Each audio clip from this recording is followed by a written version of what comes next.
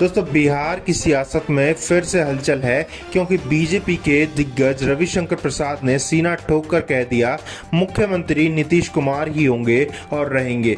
अब सवाल ये आता है क्या ये बयान बीजेपी का है या रविशंकर प्रसाद का पर्सनल ओपिनियन, क्योंकि जहां एक तरफ वो नीतीश को कुर्सी पर बैठा देख रहे हैं वहीं दूसरी तरफ एनडीए के बाकी साथी कह रहे हैं अरे भाई सीएम तो चुनाव के बाद विधायक तय करेंगे।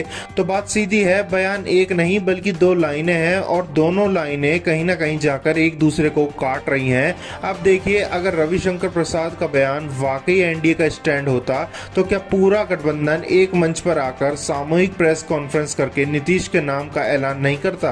क्योंकि भाई जब विपक्षी एनडीए गठबंधन ने तेजस्वी यादव का चेहरा घोषित कर दिया तो बीजेपी पर भी दबाव बढ़ गया कि अपना चेहरा तो बताइए। लेकिन बीजेपी की तरफ से सिर्फ एक लाइन आती है, चुनाव नीतीश कुमार के नेतृत्व में लड़ा जाएगा।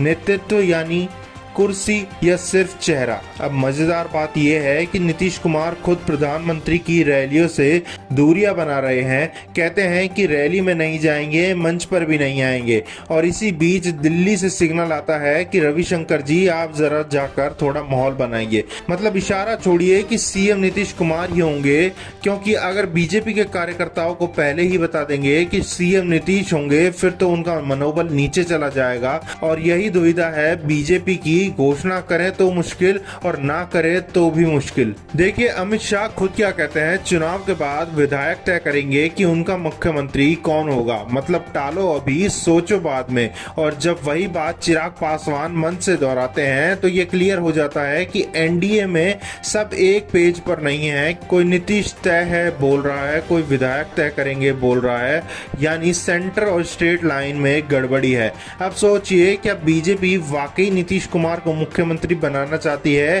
क्या अमित शाह और मोदी जी बिहार में कैंपेनिंग कर रहे हैं सिर्फ नीतीश को कुर्सी दिलाने के लिए, या फिर ये महाराष्ट्र वाला गेम दोहराने की तैयारी कर रहे हैं जब शिंदे थे सीएम मगर डोर किसी और के हाथ में थी? नीतीश कुमार ये सब समझते हैं, इसलिए उनकी नाराजगी, उनकी दूरी और उनका रूठा हुआ मोड ऑन है, बार बार सुर्खियों में आते हैं। नीतीश जानते हैं अगर बीजेपी का गेम प्लान वही पुराना है तो अगला टारगेट वो खुद होंगे।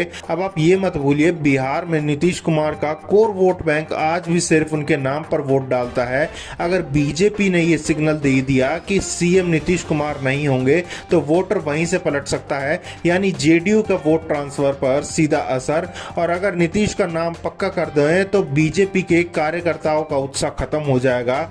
ना उगलना बन रहा है ना निगलने बन रहा है। रविशंकर प्रसाद का बयान क्या बीजेपी की स्ट्रेटेजी का हिस्सा है या बस माहौल ठंडा करने के लिए छोड़ा गया इशारा?